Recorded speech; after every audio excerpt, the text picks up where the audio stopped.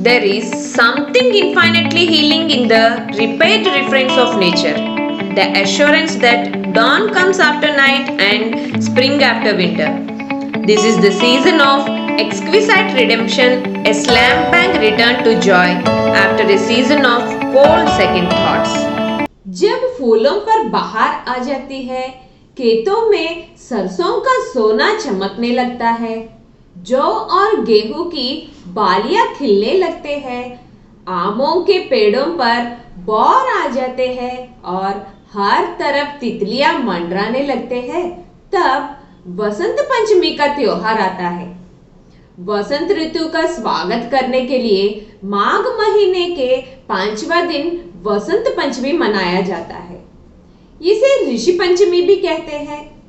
सृष्टि के प्रारंभिक काल में महादेव और महाविष्णु की आज्ञा से भगवान ब्रह्म ने जीवों और मनुष्य की रचना की, लेकिन वे संतुष्ट नहीं था। तब ब्रह्म जी अपने कमंडल से जल लेकर पृथ्वी पर छिड़क दिया और भगवान विष्णु की स्तुति की। भगवान विष्णु प्रकट हुए और ब्रह्म जी की समस्या जानकर आदिशक्ति दुर्गा माता का आवाहन किया।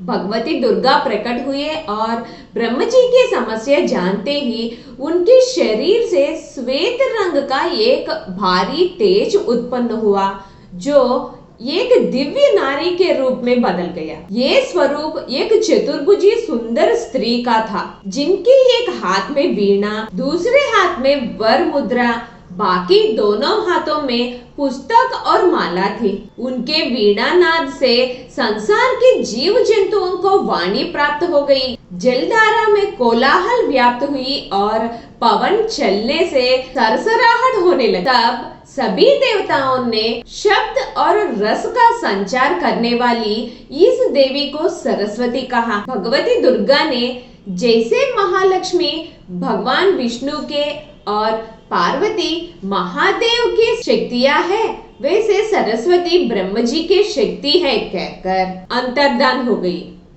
पुराणों के अनुसार श्री कृष्ण सरस्वती से प्रसन्न होकर उन्हें वरदान दिया था कि वसंत पंचमी के दिन उनके आराधना की जाएगी। तब से माघ शुक्ल पंचमी के दिन वसंत पंचमी या ऋषि पंचमी नाम से माँ सरस्वती के प्रकटोत्सव कहते हुए उनकी पूजा करने का रिवाज आ गया। तेलंगाना के आदिलाबाद जिले के बासरा में गोदावरी नदी के तट पर स्थित माँ सरस्वती के मंदिर देश के अन्य मंदिरों से बिल्कुल अलग है। महाभारत काव्य निर्माता व्यास महर्षि कुरुक्षेत्र युद्ध के बाद अपने शिष्य विश्वामित्र के साथ घूमते हुए आके यहाँ के शांत परिसर में रुक गए। यहीं पर व्यास महर्षि को माँ सरस्वती का दर्शन हुए और वे महालक्ष्मी, महाकाली और माँ सरस्वती के लिए मंदिर बनाने को कहा। व्यास महर्षि रेत से 3 देवियों की मूर्तियां बनाई। माँ सरस्वती व्यास महर्षि को यहाँ दर्शन देने से माँ सरस्वती के इस मंदिर महिमान्वित माना जाता है। इस मंदिर में विजयदशमी, व्यास पूर्णिमा, श्रावण पूर्णिमा के अलावा माँ सरस्वती के जन्म तिथि वसंत पंचमी भी मनाया जाता है और इस दिन बच्चों को यहाँ लाया जाता है और पूरा विधि के साथ बच्चों की शिक्षा का शुरुआत अक्षराभ्यास की जाते हैं। त्रेता युग में सीतापहरण के बाद श्री राम उसकी खोज में दक्षिण की ओर बढ़े। इसमें जिन स्थानों पर वे गए उनमें दंडकारण्य भी था। यही शबरी नामक बिल्ली के कुटीर में श्री राम पधारे और वे श्री राम को जूठे मीठी बेर खिलाई। दंडकारण्य का वह क्षेत्र इन दिनों गुजरात और मध्य प्रदेश में फैला है। गुजरात का डांग जिले में शबरी माँ का आश्रम है और मान्यता है कि वसंत पंचमी के दिन ही श्री राम वहाँ आए थे। उस क्षेत्र के वनवासी आज भी एक शिला को पूजते हैं, जिसके बारे में उनकी श्रद्धा है कि श्री राम आकर यही बैठे थे। सिखों के लिए भी वसंत पंचमी के दिन बहुत महत्वपूर्ण है।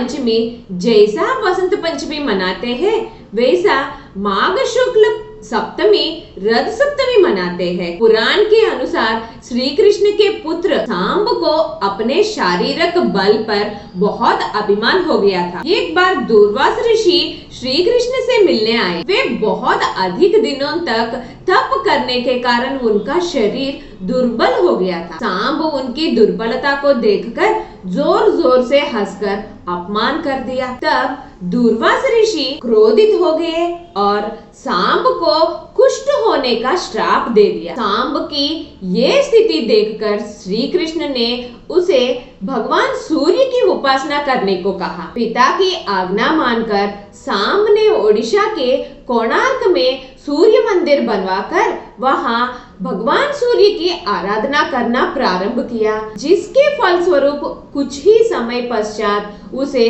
कुष्ठ रोग से मुक्ति प्राप्त हो गई। शास्त्रों में सूर्य को आरोग्यदायक कहा गया है। कश्यप और अदिति माघ शुक्ल सप्तमी के दिन सूर्य का जन्म देने से उस दिन रथ सप्तमी मना जाता है।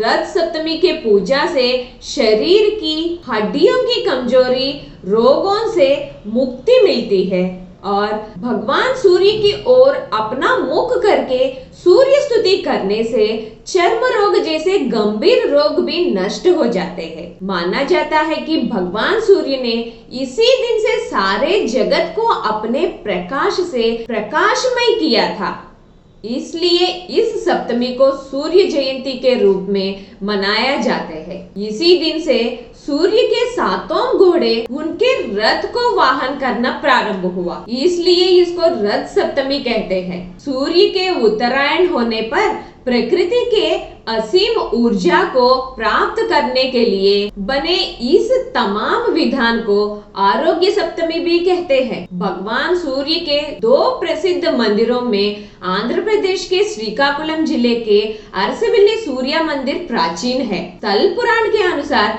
इंद्रदेव ने इस मंदिर की खोज की और यहाँ भगवान सूर्य को स्थापित किया। इस मंदिर का निर्माण इस तरह किया गया है कि प्रातः काल सूर्य के किरणें भगवान के चरणों में साल में 2 बार मार्च और सितंबर में पड़े। ये किरणें 4 मुख्य द्वारों से होकर सूर्य देव के चरणों तक पहुँचती है।